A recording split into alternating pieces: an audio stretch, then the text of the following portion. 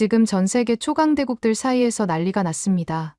바다 한가운데에 떠있는 조그만 섬 하나의 가치가 최근 들어 재평가되고 있기 때문인데요. 비록 크기가 작은 섬이지만 이 섬을 차지하게 되면 태평양의 질서가 뒤바뀔 수 있다는 사실을 깨달은 세계 초강대국들의 경쟁이 날이 갈수록 치열해지고 있다고 합니다.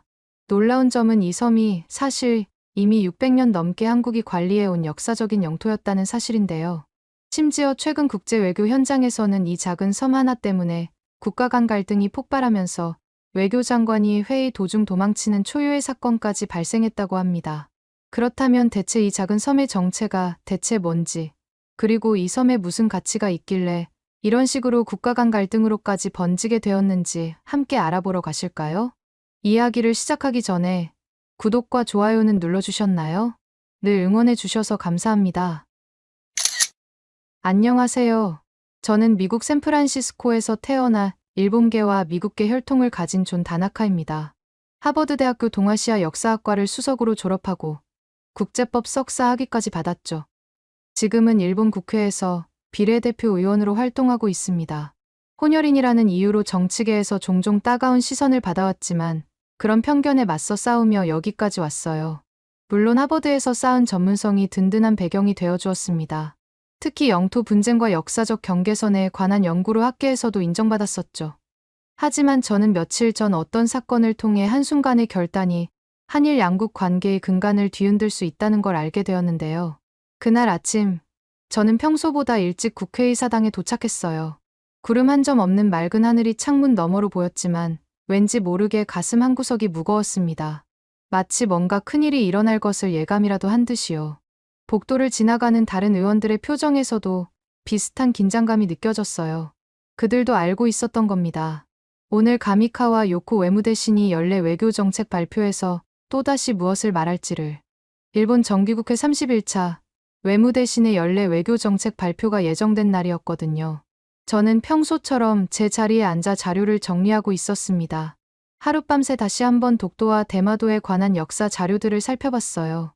1877년 일본 태정관 지령부터 1900년 대한제국 칙령 제41호 그리고 1905년 시마네현 고시까지 이 모든 자료들이 제 태블릿에 정리되어 있었죠. 제 옆자리 사토 의원이 어깨를 살짝 건드렸어요. 다나카 의원, 오늘은 가만히 있을 거지. 외무대신 연설에 또 반발하면 당내 입지가 더 좁아질 텐데. 사토 의원의 말에 저는 애매하게 웃기만 했어요. 사실 저도 제가 어떤 행동을 취할지 확신이 없었거든요. 다른 의원들도 335 모여 작은 목소리로 대화를 나누는 모습이 보였죠. 하지만 여느 때와 달리 공기 중에는 무언가 묵직한 것이 느껴졌어요. 마치 모두가 이미 알고 있는 불편한 진실이 곧 입 밖으로 튀어나올 것이란 걸 예감하는 듯했습니다. 본회의장 입구에서 가미카와 요코 외무대신이 보좌관들과 함께 들어오는 모습이 보였어요. 그녀는 항상 그렇듯 단정한 회색 정장 차림이었고 표정은 굳게 닫혀 있었죠. 회의장 뒤편에서는 벌써 취재진들이 카메라를 세팅하고 있었습니다. 매년 이맘때면 한국 특파원들도 빠짐없이 참석했거든요. 그들도 지금 곧 무슨 발언이 나올지 알고 있었겠죠. 정확히 오전 10시, 의장의 개회 선언과 함께 가미카와 요코 외무대신이 단상에 올라섰어요. 키가 그리 크지 않은 가미카와 외무대신은 회의장을 천천히 둘러보더니 차분하게 발표를 시작했습니다. 그녀의 목소리는 안정적이었지만 단호함이 묻어났죠. 오늘 제31차 정기국회에서 일본의 외교정책을 말씀드리게 되어 영광입니다. 처음에는 일본의 주요 외교 노선과 국제 정세에 대한 평범한 이야기였어요.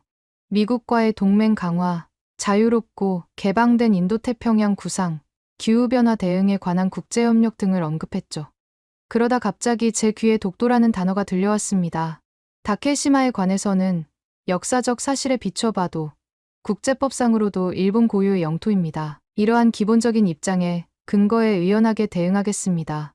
외무대신의 발언을 들은 순간 본회의장에 미묘한 기류 변화가 감지됐어요. 일부 의원들은 동의한다는 듯 고개를 끄덕였고 또 다른 의원들은 눈살을 찌푸렸습니다. 이것은 11년째 반복되는 독도 망언이었으니까요. 가미카와 외무대신이 독도를 언급했을 때 그녀의 목소리에는 묘한 자신감과 함께 한국에 대한 미묘한 무시가 담겨 있었어요. 한국의 주장을 대수롭지 않게 여기는 그 어조에 저는 속으로 혈압이 올라가는 것을 느꼈습니다. 제 심장은 빨라지기 시작했어요. 무엇인가 말해야 한다는 압박감이 가슴을 짓눌렀죠. 손바닥이 땀으로 축축해졌습니다. 사실 저는 오랫동안 한일 영토 분쟁의 모순점에 대해 연구해왔어요. 특히 독도와 대마도의 역사적, 법적 지위 비교는 제 주요 관심사였습니다. 양쪽 모두의 뿌리를 둔 사람으로서 한쪽으로 치우친 역사 해석이 불러오는 위험성을 누구보다 잘 알고 있었거든요. 제 아버지는 샌프란시스코에서 활동하던 일본계 상인이었고, 어머니는 미국 출신의 역사학자였어요. 어머니는 종종 역사가 승자에 의해 쓰이지만 그 이면에는 수많은 목소리가 묻혀 있다고 말씀하셨죠. 그 가르침이 제 정치 철학의 밑바탕이 되었습니다. 대학에서 국제법을 공부하던 시절, 저는 우연히 대마도와 독도의 역사적 지위에 관한 논문을 접하게 되었어요. 그 논문은 제 시야를 완전히 바꿔놓았습니다. 가미카와 외무대신이 또다시 독도를 일본 땅이라 주장하는 걸 듣자 숨이 턱 막히는 느낌이 들었습니다. 이런 일방적 주장이 얼마나 한일 관계를 악화시켜왔는지 모두가 알면서도 누구도 말하지 않는 현실이 답답했어요. 발표는 계속됐어요. 이제 외무대신은 사도광산의 유네스코 세계유산 등재 추진에 대해 언급하고 있었습니다. 사도광산 세계유산 등재와 관련해서는 관계국과 정중한 논의를 이어가 확실히 역할을 다하고자 합니다. 그녀의 말투에는 어떤 문제도 없다는 듯한 당연함이 묻어 있었어요. 물론 그 관계국이 한국이라는 건 명시적으로 말하지 않았지만 회의장 안에 모두가 알고 있었습니다. 사도광산은 일제강점기 조선인 강제노역 현장이었으니까요. 그런데도 일본은 16에서 19세기 중반으로 유산 대상 기간을 한정해 그 아픈 역사를 의도적으로 배제하고 있었습니다. 마치 그 부분은 역사에서 지워버리려는 듯한 태도였죠. 중요한 이웃 나라인 한국과는 다양한 분야에서 연계와 협력의 폭을 넓히고 파트너로서 힘을 합쳐 새로운 시대를 열기 위해 여러 층위에서 긴밀한 의사소통을 거듭하고 있습니다. 이 말을 들었을 때 저는 속으로 비웃었어요. 한쪽에서는 독도를 일본 땅이라 우기고 또 한편으로는 협력을 말한다니요. 이런 이중성이 한일 관계를 얼마나 훼손해왔는지 그녀는 정말 모르는 걸까요? 아니면 알면서도 모른 척하는 걸까요? 가미카와 외무대신의 연설은 이어져 후쿠시마 오염수 방류에 대한 안전성 확보와 중국의 일방적 현상 변경 시도에 대한 비판까지 다뤘습니다. 그녀는 무척 원론적인 표현들로 일본의 정당성을 강조했어요. 후쿠시마 제1원자력발전소 처리수 해양 방류 안전성 확보를 위해 국제원자력기구와 공조하고 있으며 과학적 근거에 기반한 정보 제공에 힘쓰고 있습니다. 처리수라 오염수를 저렇게 표현하는 것부터가 문제의 본질을 회피하는 것이라고 생각했습니다. 중국에 대해서도 매우 강한 어조로 비판했어요. 중국에 대해서는 해양에서의 일방적 현상 변경 시도, 러시아를 포함한 주변국과 군사활동 등 과제와 현안이 존재합니다. 또한 처리수 방류에 대한 대응 조치인 일본산 수산물 수입 규제를 즉시 철폐하도록 지속해서 요구하고 있습니다. 그러면서도 한국과의 협력에 대해서는 이런 말을 덧붙였죠.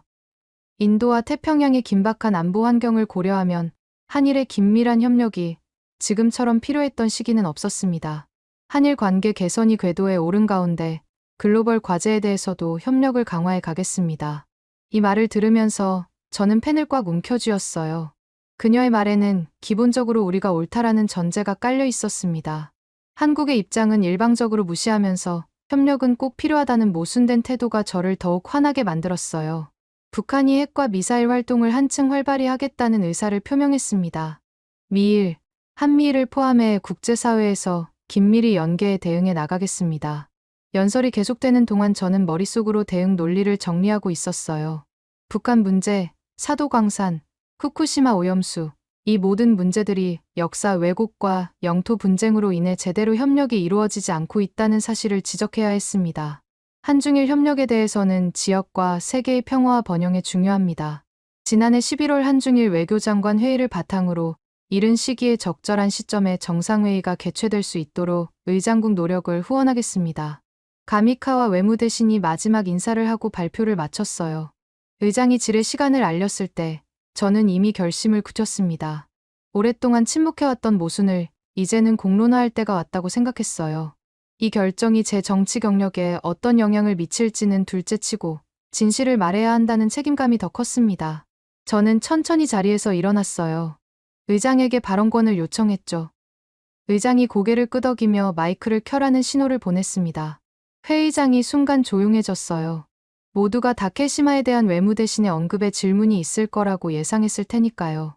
사실 대부분의 의원들은 이런 논쟁적인 주제는 피하는 경향이 있었습니다. 정치적으로 위험하니까요. 제 마음은 이상하게 평온했어요. 마치 오랫동안 준비해온 순간이 마침내 찾아온 듯한 느낌이었습니다. 저는 목을 가다듬고 한마디 한마디에 힘을 실어 말했습니다. 외무 대신께 질의하겠습니다. 독도와 더불어 대마도도 포함해서 말입니다. 그 한마디에 본회의장 분위기가 순식간에 얼어붙었어요. 여당 의원들 중 한 명이 놀란 듯 숨을 들이키는 소리가 들렸고, 다른 의원은 의아하다는 듯 옆 사람에게 뭔가 속삭였어요. 야당 쪽에서는 갑자기 관심을 보이며 몸을 앞으로 기울이는 의원들이 보였습니다. 한국 특파원들은 재빨리 펜을 들어 메모하기 시작했고요. 가미카와 외무대신의 표정은 순간 굳어졌다가 곧 무표정으로 돌아왔어요. 그녀의 눈빛에서 경계심이 느껴졌습니다. 아마도 이런 질문은 예상하지 못했을 거예요. 독도에 관한 질문이야 매년 있었지만 대마도를 언급한 의원은 거의 없었으니까요. 외무대신님, 독도를 매년 일본 땅이라 주장하지만 1877년 태정관 지령이나 1900년 대한제국 칙령 제41호는 독도를 이미 조선 영토로 명시했다는 분석이 있습니다. 특히 태정관 지령은 명백히 울릉도, 웨일도는 일본과 관계없다고 명시했는데 이게 독도를 가리킨다는 역사학자들의 견해가 있습니다. 이에 대해 어떻게 생각하십니까? 제가 이런 역사적 증거를 언급하자 의원들 사이에서 웅성거림이 일어났어요. 왜 이런 민감한 얘기를 다나카가 굳이 다시 꺼내나? 하는 의구심 가득한 시선이 느껴졌죠. 특히 여당 강경파 의원들은 불편한 듯 자리에서 몸을 뒤척였습니다. 하지만 저는 단호했어요. 역사적 사실을 직시해야 한다고 믿었으니까요. 가미카와 외무대신은 잠시 자료를 넘겨보더니 마이크 앞으로 다가왔습니다. 그녀의 목소리는 이전보다 한층 더 날카로워졌어요. 그리고 미묘하게 조롱 섞인 어조가 느껴졌습니다. 다나카 의원님께서 언급하신 자료들은 이미 충분히 검토된 바 있습니다. 1877년 태정관 지령이 언급한 웨일도는 독도를 가리킨다는 명확한 증거가 없으며 한국 측의 일방적 해석에 불과합니다. 그녀는 잠시 물을 마시고 계속했어요. 1905년 시마네현 고시로 다케시마를 합법적으로 일본 영토에 편입했고 1951년 샌프란시스코 평화조약에도 독도가 한국 땅이라는 조항은 없습니다. 오히려 당시 미국 러스크 국무부 차관보의 서한에서도 다케시마는 일본령으로 명시되어 있었죠. 현재 한국의 독도 점령은 국제법상 명백한 불법 점거입니다. 그녀의 대답은 예상했던 그대로였어요. 일본 외무성이 줄곧 반복해온 논리였으니까요. 독도가 샌프란시스코 조약에서 제외됐으니 일본 땅이라는 이른바 공백은 일본 땅 논리를 또다시 꺼내든 것이죠. 게다가 그녀의 말투에는 한국의 입장을 어린아이의 주장처럼 치부하는 느낌이 묻어 있었어요. 이번에는 제가 조금 더 강하게 나갔습니다. 당시 대한제국은 러일전쟁 와중에 외교권이 마비됐고 울릉도 울도군 관할구역에 이미 독도가 석도라는 이름으로 포함되어 있었습니다. 1905년은 일본이 조선을 강제 병합하기 위한 첫 단계로 을사조약을 강요한 시기이기도 합니다. 명백히 일본이 무주지 선점을 가장에 강탈한 것 아닐까요? 이 질문에 본회의장의 긴장감이 더욱 고조됐어요. 가미카와 외무대신의 눈빛이 날카로워졌고 일부 여당 의원들은 불편한 듯 몸을 뒤척였습니다. 제 바로 뒷자리에 앉아있던 한 의원이 이런 식으로 역사를 왜곡하면 안 되지라고 작게 중얼거리는 소리가 들렸어요. 반면 야당 쪽에서는 관심, 어린 시선으로 저를 바라보는 의원들이 보였죠. 외무대신은 잠시 침묵한 후 더욱 차갑고 단호한 어조로 답변했어요. 다나카 의원님, 역사적 해석은 학계에서 논의할 문제입니다. 그러나 국제법적으로 일본의 다케시마 영유권은 확고합니다. 한국은 1952년 이른바 이승만 라인이라는 불법적 조치로 다케시마를 일방적으로 점거했고 지금까지 그러한 불법 상태가 지속되고 있을 뿐입니다. 그녀가 이승만 라인을 언급할 때 그 어조에는 명백한 경멸이 담겨 있었어요. 한국의 주권 행사를 불법적 조치로 치부하는 태도가 너무도 노골적이었죠. 그리고 영유권을 지키는 것이 외무대신으로서 제 의무입니다. 영토 주권은 양보할 수 없는 국가의 근본 요소입니다. 이때 저는 가장 중요한 질문을 던졌습니다. 이것이 바로 제가 오늘 준비한 폭탄이었죠. 역사문헌을 보면 대마도 즉 스시마가 고려와 조선 시절 한국 땅으로 표기된 지도나 대마도주가 조선에 충성했다는 봉답서 기록도 있습니다. 1592년 임진왜란 발발 직전 도요토미 히데요시가 제작토록 한 조선 팔도 총도에는 울릉도와 독도는 물론 대마도가 경상도 관할로 표시되어 있었고 일본 승려 갱신이 쓴 상가요략가에도 대마도는 고려의 땅이라는 기록이 등장합니다. 또한 300년 뒤 일본이 그린 조선국도라는 지도에서도 대마도를 조선 영토로 표기했다는 사실을 어떻게 설명하시겠습니까? 순간 회의장 전체가 숨을 멈춘 듯 했어요. 여당 강경파 의원들 중 한 명이 대마도까지 왜 꺼내는 거야 하고 작게 중얼거리는 소리가 들렸습니다. 다른 의원은 이건 국익에 반하는 발언이다 라고 옆 사람에게 속삭였어요. 야당 의원들 사이에서는 재밌는 국면이군 이라는 속삭임이 오갔고 일부는 제 방향으로 고개를 끄덕이기도 했습니다. 모두의 시선이 외무대신에게 집중됐습니다. 가미카와 외무대신의 표정이 순간 당황으로 물들었다가 곧 단호한 표정으로 바뀌었어요. 그녀는 자료를 정리하며 천천히 말했습니다. 하지만 그녀의 손이 미세하게 떨리는 것을 저는 놓치지 않았어요. 쓰시마는 역사적으로도 에도 시대 이후 일본이 시로 지배해왔고 메이지 유신 이후 법적 편입이 완료됐습니다.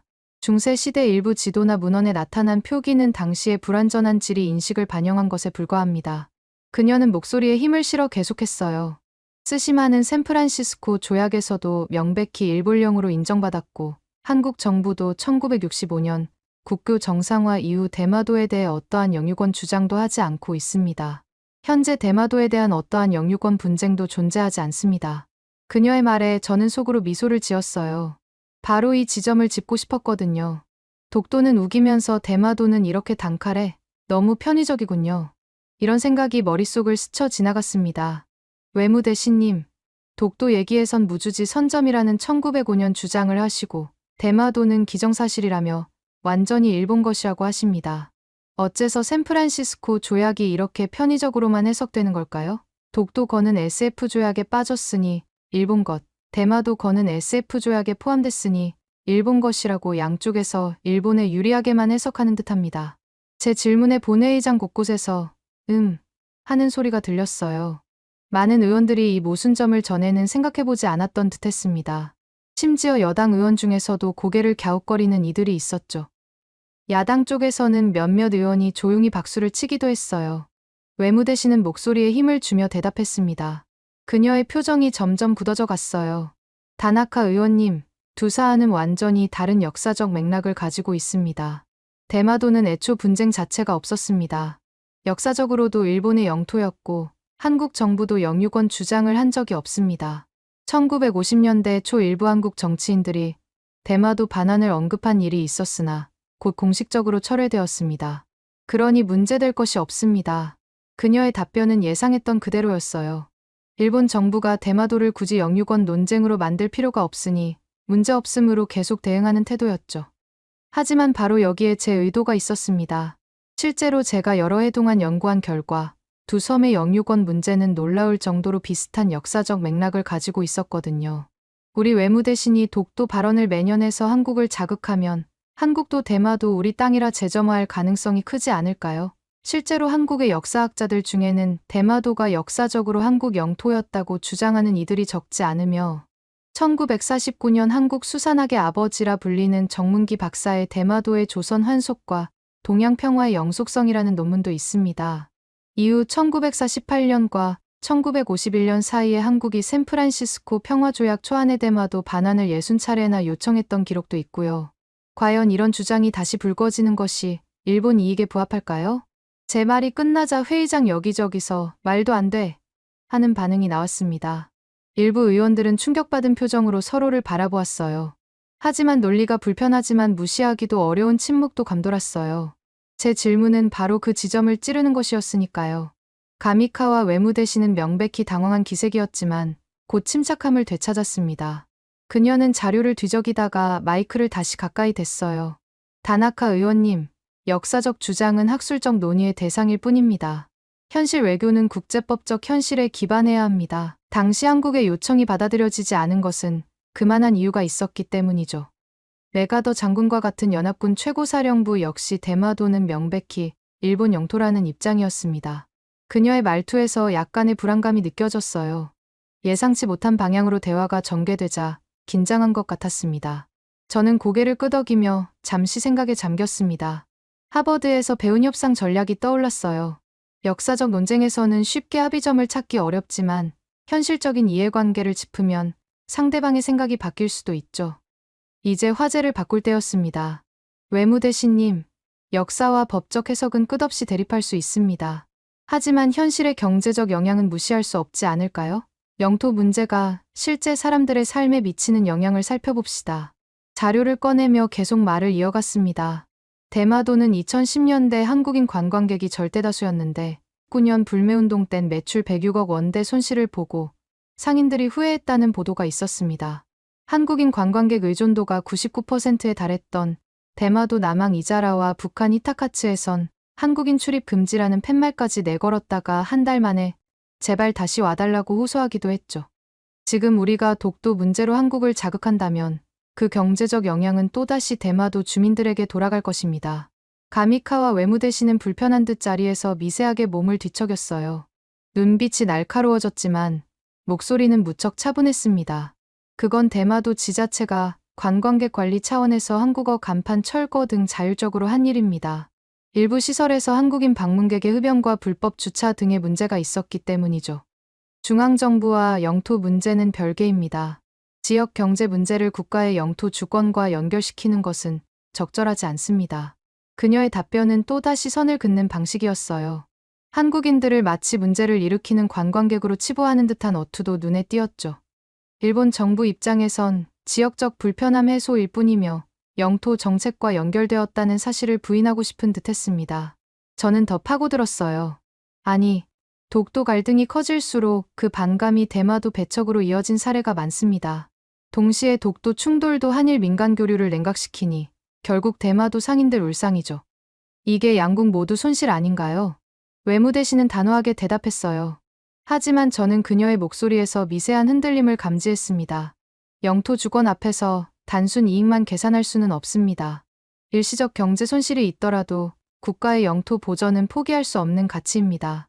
대마도 지역 주민들의 경제적 어려움에 대해서는 정부가 별도의 지원 방안을 마련하고 있습니다.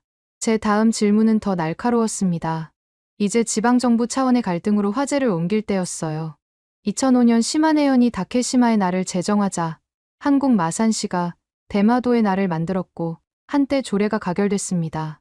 마산시의회는 대마도는 대한민국 영토임을 천명한다는 내용의 조례를 통과시켰고 많은 한국인들이 찬성했죠.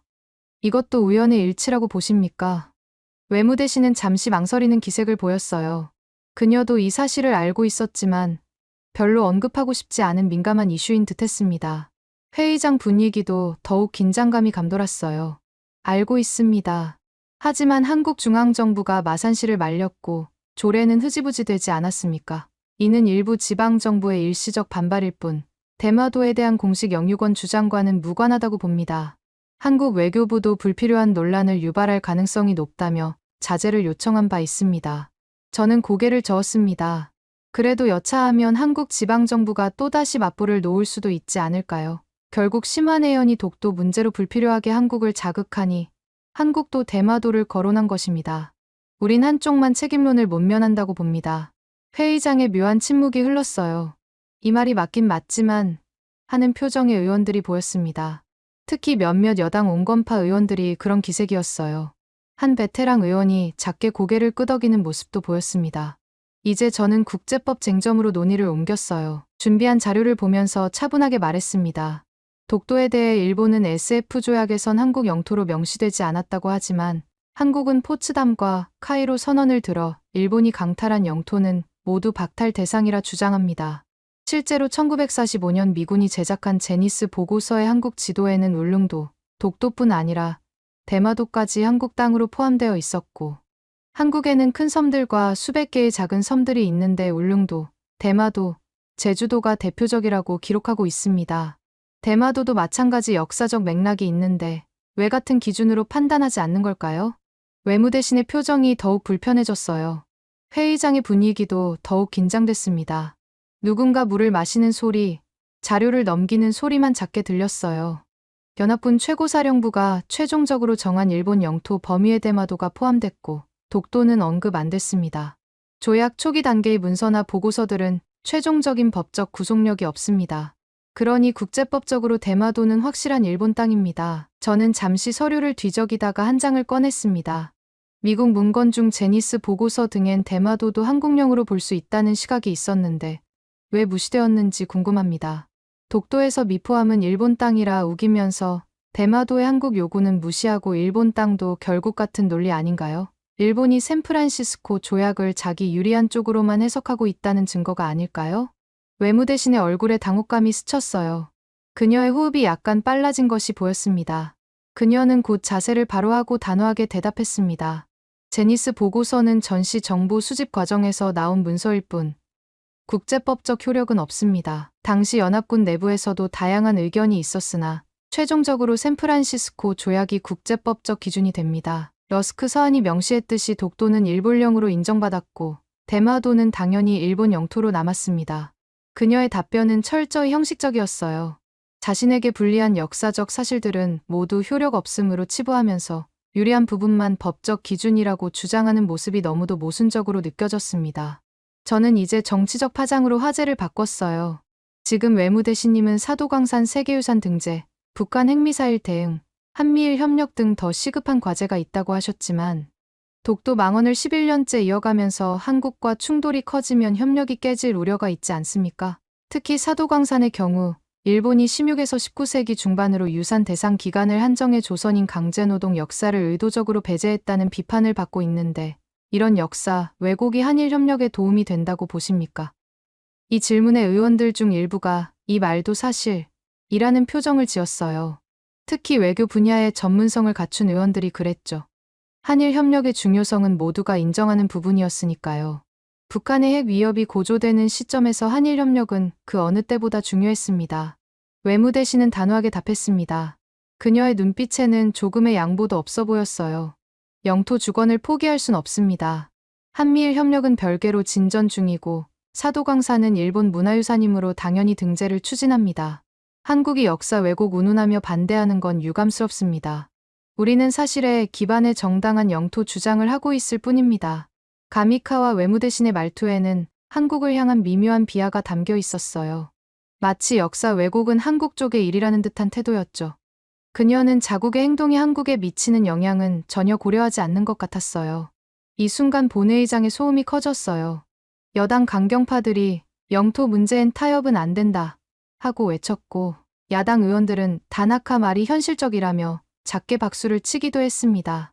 의장이 질서 유지 하고 외쳤지만 열기는 쉽게 가라앉지 않았죠. 저는 잠시 물을 마시며 다음 질문을 준비했어요. 이제 주민 정체성 문제로 넘어갈 차례였습니다. 제 주변으로 관심 어린 시선들이 모여들었어요. 특히 언론인들이 더욱 가까이 다가와 메모를 하고 있었죠. 대마도 주민들은 과거 조선통신사 환대 기록이 있고 2010년대만 해도 한국어 간판이 섬 곳곳에 있었습니다. 임진왜란 당시 대마도주가 조선의 충성을 맹세하며 지원을 요청한 사료도 있고 명치유신 당시 대마도주 종이 다른 일본 조정에 쓴 봉탑서에서 옛날부터 조선의 신하로 살아온 잘못된 점을 뉘우치겠다고 적었습니다. 문화적으로 한국과 깊은 유대가 있다는 사실을 인정하시나요? 외무대신은 짜증스러운 듯한 표정으로 대답했습니다. 그녀의 눈썹이 미세하게 찌푸려졌어요. 과거의 역사적 교류와 현재의 영토 주권은 별개의 문제입니다. 쓰시마 섬 사람들은 일본 중앙정부와 연결돼 세금과 행정 서비스를 받고 대마도는 한국 땅이란 주장을 강하게 거부합니다. 교류는 교류, 영토는 영토입니다. 역사적으로 한반도와 교류가 있었다고 해서 영토 귀속이 바뀌는 것은 아닙니다. 외무대신의 대답은 철저히 이분법적이었어요. 역사적 사실과 현재 상황을 완전히 분리해서 생각하는 모습이 비논리적으로 보였습니다. 특히 교류는 교류, 영토는 영토라는 말은 역사적 맥락을 완전히 무시하는 발언으로 느껴졌어요. 저는 미소를 지었어요. 바로 이 점을 기다리고 있었거든요. 하지만 독도도 한국 경비대가 거주하며 민간인 상주도 이뤄지고 있습니다. 1965년부터 독도에 거주한 김성도와 김신열 부부는 독도 지키는 일이 삶이라며 섬을 떠나지 않았고 울릉도 주민들도 독도를 생활권의 일부로 여기며 정기적으로 독도의 어업활동이나 친환경 청소활동을 다녀오고 있습니다. 그런데 그건 왜 무시하시죠? 독도 역시 한국인들이 본토와 자연스레 연결된 우리 섬이라 하고 경비대가 상주하고 실효지배 중입니다. 일본이 이것을 불법 점거라고만 부르면 한일 간 해결책이 나오겠습니까? 외무대신은 눈살을 찌푸렸어요. 대마도와 독도를 자꾸 등치시키는 제 전략에 분노하는 듯 했습니다. 그녀의 목소리에 냉기가 더해졌어요. 다나카 의원님, 독도는 현재 한국이 불법 점거하고 있는 상태입니다. 1965년 한일 기본조약에서도 이 문제는 해결되지 않았죠. 불법적 상태가 오래 지속된다고 해서 합법화되는 것은 아닙니다. 반면 대마도는 역사적으로나 국제법적으로나 일본 영토로 인정받아 왔습니다. 두 사안은 근본적으로 다릅니다. 외무 대신에 불법이라는 단어를 반복할 때마다 그녀의 목소리에는 한국을 향한 노골적인 무시가 담겨 있었어요. 마치 한국의 실효 지배는 그저 참을 수 없는 불법 행위일 뿐이라는 듯한 태도였죠. 경제적 상호의존 문제로 다시 논의를 돌렸어요. 제가 준비해온 통계 자료를 들여다보며 말했습니다. 독도 갈등이 커질 때마다 한일 교류가 전반적으로 식고 대표적인 피해 지역이 바로 대마도라는 사실이 드러났습니다. 2019년 한일 갈등으로 불매운동이 일어나자 일본 전체 관광 상품 수요는 8월부터 크게 감소하더니 10월에는 무려 91.9%가 하락했습니다. 대마도는 특히 한국인 관광객이 99%를 차지했는데 그들이 사라지면서 추정 경제적 손실이 106억 원에 달했습니다. 과연 정부가 이 점을 인지하고 있습니까? 이 질문에 회의장의 분위기가 미묘하게 변했어요. 일부 의원은 그건 지역 문제라고 중얼거렸고 또 일부는 무시 못할 문제라고 수군거렸어요. 특히 대마도 출신 의원은 심각한 표정으로 고개를 끄덕이는 모습이 보였습니다. 본회의장의 분위기가 점점 더 복잡해졌어요. 외무대신은 이제 조금 지친 듯한 목소리로 대답했어요. 그녀의 자신감이 조금씩 흔들리는 듯 했습니다. 분쟁이 생겨도 장기적으론 국가 간 협력이 재개되리라 봅니다. 대마도 지역 경제 활성화를 위해 정부에서도 다양한 지원책을 마련하고 있습니다. 하지만 경제적 손실보다 영토 주권이 우선임은 분명합니다. 단기적 어려움 때문에 영토 문제에 대한 원칙을 포기할 수는 없습니다. 저는 따지듯 물었습니다.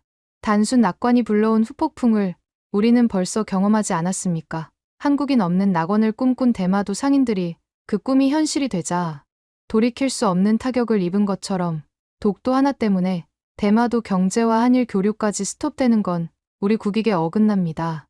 이 모순을 해결하려면 양측 역사를 동등히 재검토해야 하지 않을까요? 외무대신은 허튼 소리, 작게 중얼거렸어요. 그녀의 인내심이 한계에 다다르는 듯 했습니다.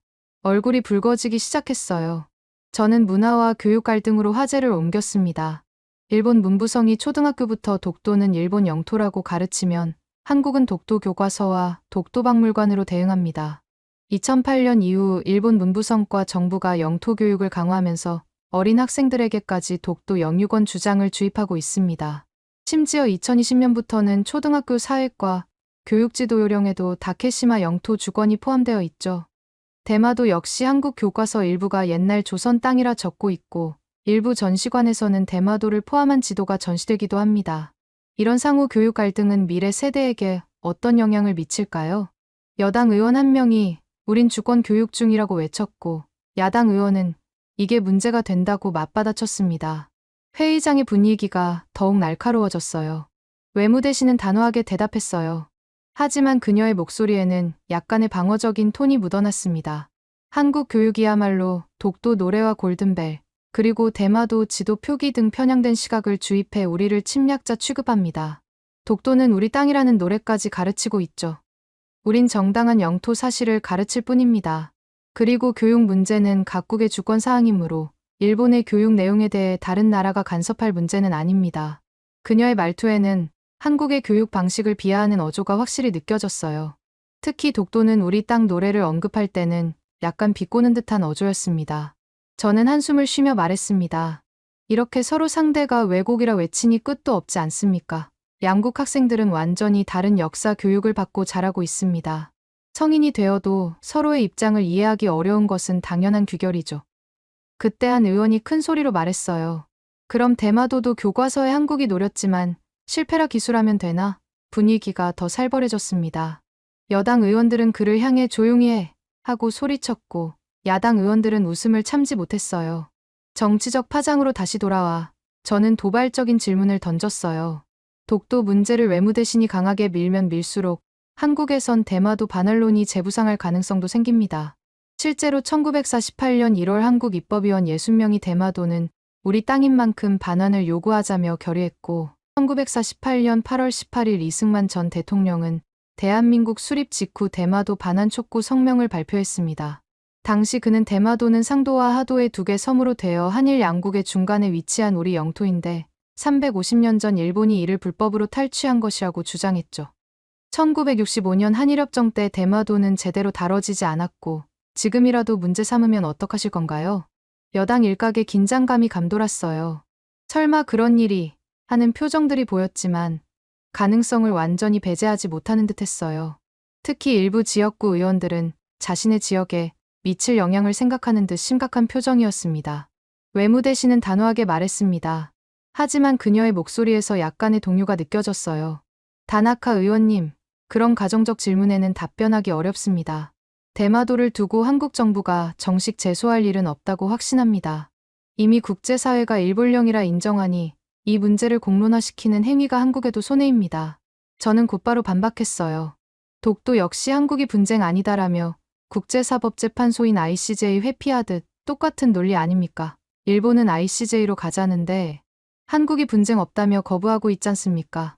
그런데 대마도도 일본이 분쟁 없음이라고 하니 한국이 제소해도 일본은 응할 생각이 없다는 말씀이신가요? 외무대 씨는 당황했어요. 그녀의 표정이 순간 굳어졌다가 다시 평정을 찾으려 애쓰는 모습이 보였습니다.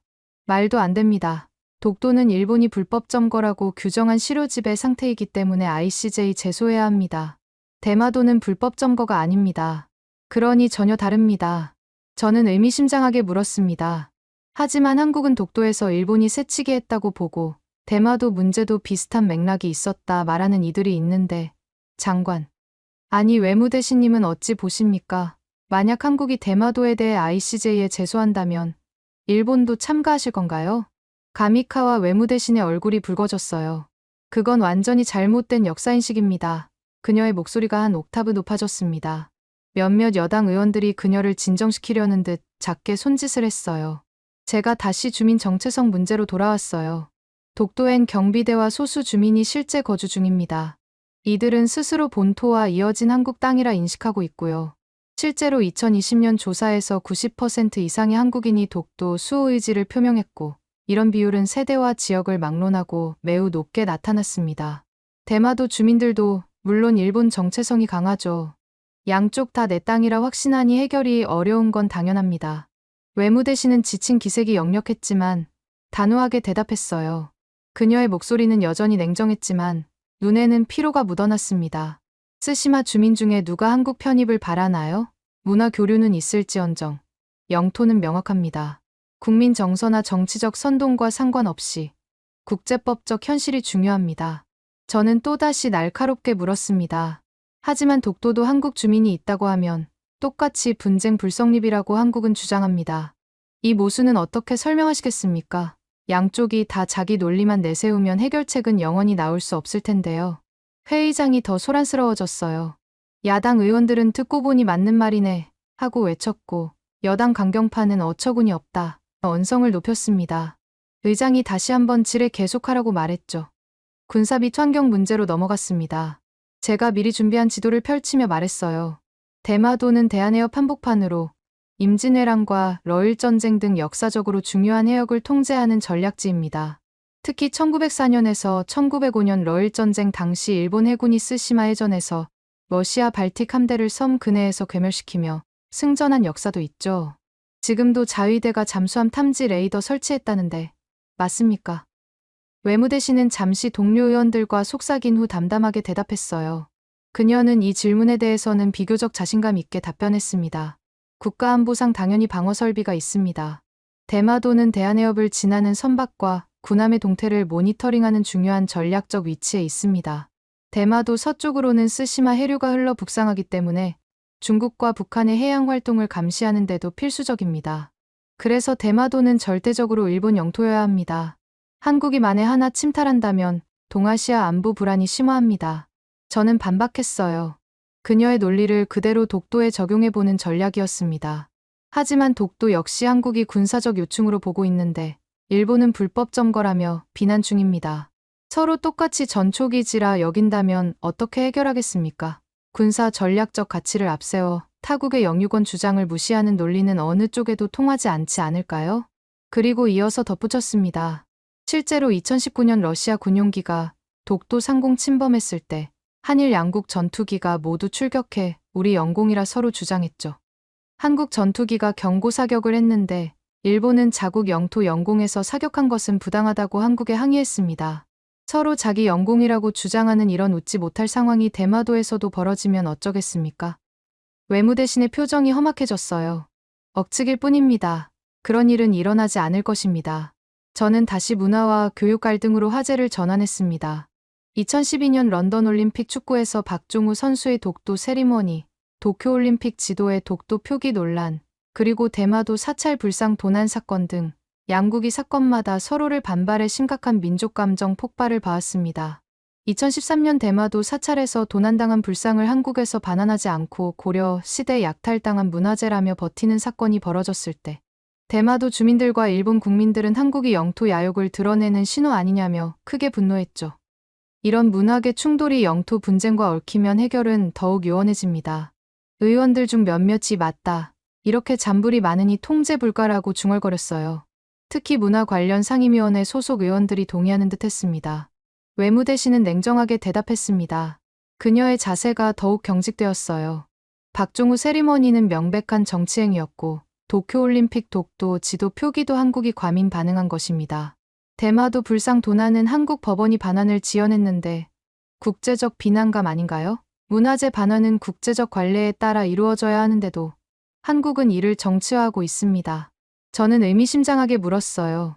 대마도 불상 사건에서 한국 약탈문화재 주장도 일리가 있다는 시각이 있는데 일본이 독도는 자국 거라며 한국의 불법 점거라 말하는 것과 유사한 역학 아닙니까? 서로 자기 입장만 고수한다면 진전은 불가능하지 않을까요?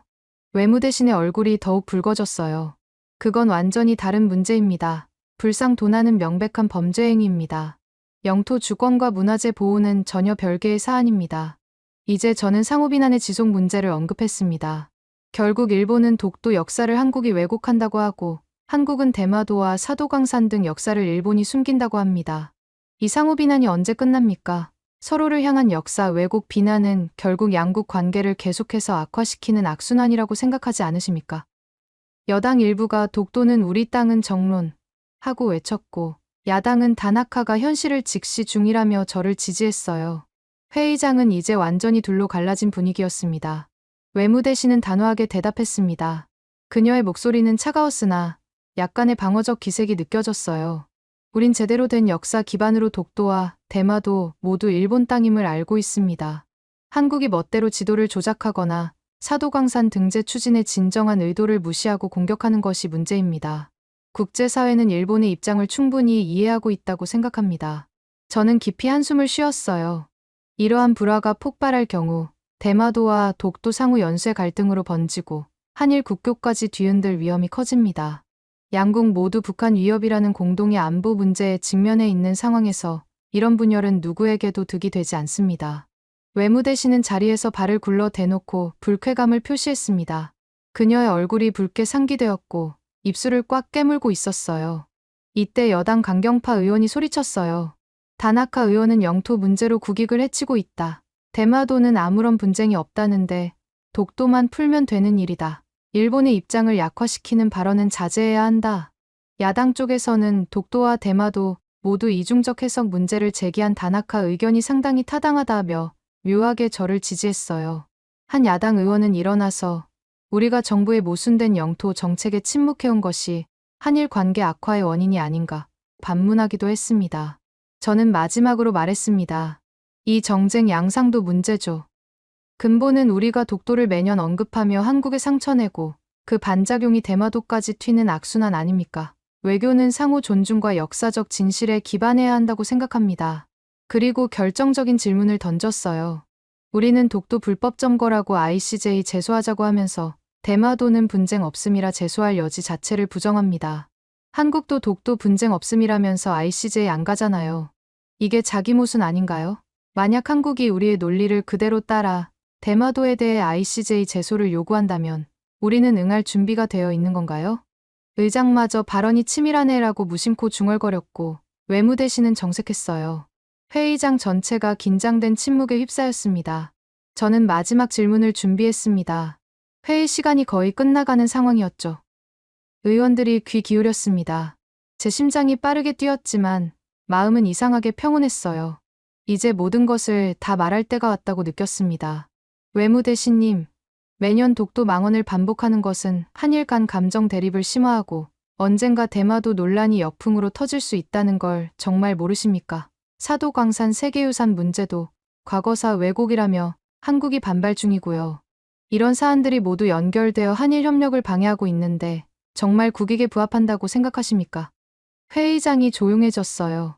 모든 시선이 외무대신에게 고정되었습니다. 가미카와 외무대신의 얼굴은 이제 완전히 긴장된 표정이었어요. 그녀는 천천히 자세를 바로하고 마이크 앞으로 몸을 기울였습니다.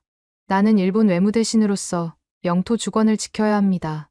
독도는 일본 땅을 말하는 건 당연한 책무입니다. 대마도와 엮는 것 자체가 어불성설입니다. 우리는 역사적, 법적으로 정당한 영토 주장을 하고 있을 뿐입니다. 그녀의 목소리에는 분노가 담겨 있었어요. 저는 깊이 숨을 들이쉰 후 최후의 질문을 던졌습니다. 그렇다면 한국도 똑같이 대마도는 한국 영토라고 매년 외교연설에 넣으면 어쩌시겠습니까? 일본이 지금 독도를 우기는 방식 그대로요. 쓰시마 주민이 어찌 반응할지 생각 안 해보셨나요?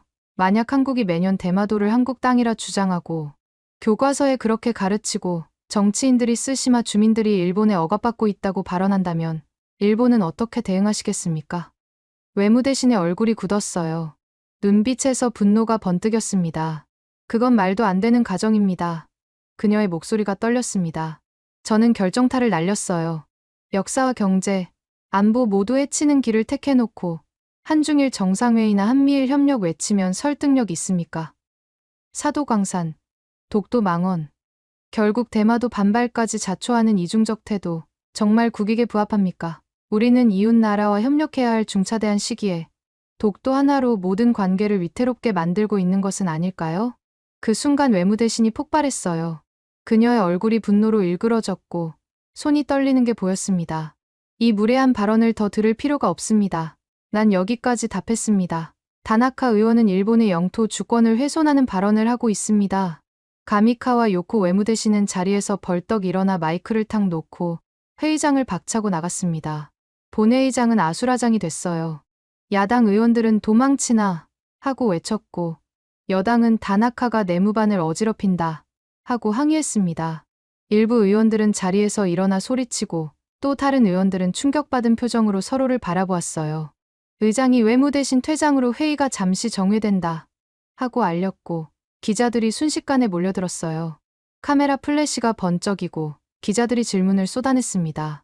저는 자리에서 천천히 일어나 복도로 나갔습니다. 복도에는 이미 수십 명의 기자들이 마이크와 카메라를 들고 기다리고 있었어요. 저는 깊은 숨을 들이쉬고 간단한 기자회견을 열었습니다. 나는 독도와 대마도 동시에 논해야 한 일 모두 손해 안 본다 말했을 뿐입니다. 양국이 역사적 사실을 있는 그대로 인정하고 서로의 입장을 존중할 때 진정한 협력이 가능합니다.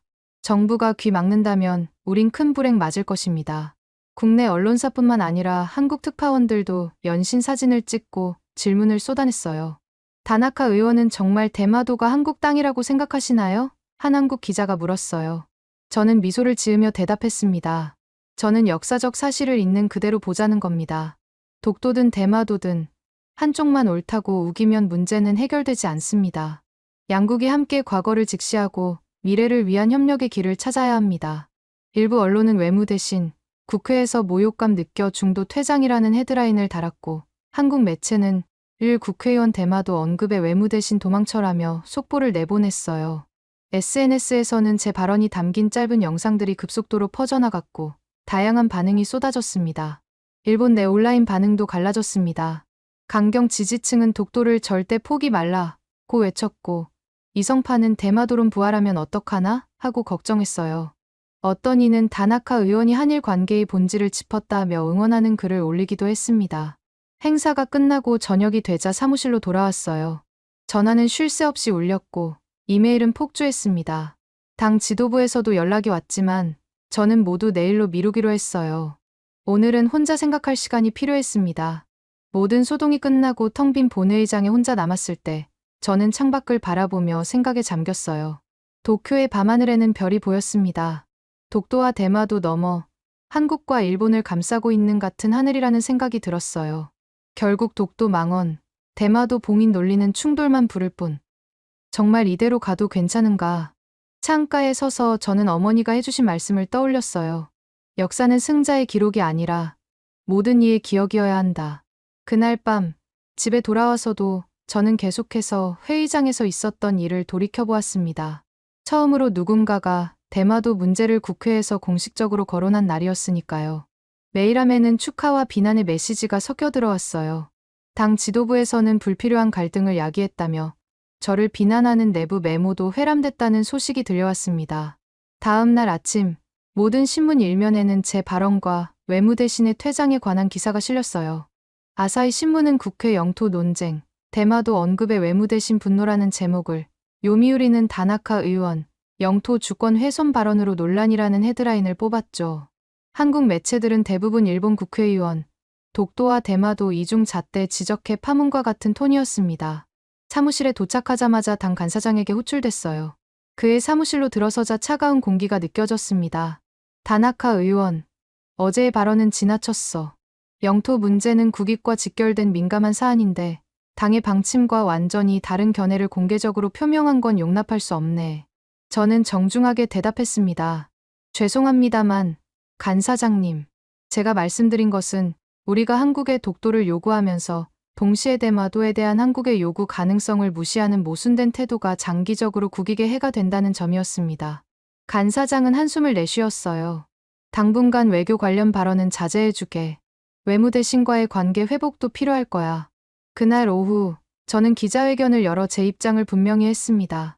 저는 어제 양국의 영토 문제에 대한 이중 잣대를 지적했을 뿐 이유 없이 대마도가 한국 땅이라고 주장한 적이 없습니다.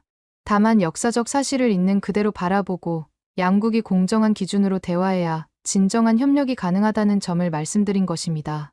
그런데 예상치 못한 일이 벌어졌어요. 한 여론조사에서 국민의 37%가 제 발언에 동의한다는 결과가 나왔거든요. 특히 젊은 세대에서는 지지율이 51%까지 올라갔습니다. 많은 사람들이 다나카의 질문은 불편했지만 필요했다고 생각하는 듯했어요. 한 주가 지난 후 한국 국회에서는 저를 초청하자는 의견이 일부 의원들 사이에서 제기되었다는 보도가 나왔습니다. 물론 실현되지는 않았지만 이 소식은 또다시 언론을 뜨겁게 달궜죠. 가장 놀라운 건 한 달 후 있었던 정부 발표였어요. 외무성이 연례 외교청서에서 독도 관련 문구를 약간 순화시킨 겁니다. 물론 일본 고유 영토라는 주장은 여전했지만 이전의 불법 점거라는 표현 대신 현재 한국이 실효 지배 중이라는 문구가 사용됐어요. 미묘한 변화였지만 전문가들은 이를 한일 관계 개선을 위한 작은 신호로 해석했습니다. 집권당 내에서 제 입지는 확실히 약해졌어요. 예정됐던 당 정책조정위원회 배정이 취소되었고 파벌 내 서열도 내려갔죠. 하지만 저는 후회하지 않았습니다. 정치인으로서 불편한 진실이라도 말해야 할 때가 있다고 믿었으니까요. 그래서 그러는데 여러분들은 독도와 대마도에 대해 어떻게 생각하시나요? 오늘의 사연은 어떠셨나요? 오늘의 사연이 마음에 드셨다면 좋아요만 한번 눌러주세요. 1초밖에 안 걸리지만 좋아요를 한번 눌러주시면 더 좋은 사연을 소개해드리는데 큰 힘이 된답니다. 긴 영상 시청해주셔서 감사합니다. 오늘도 행복한 하루 보내세요.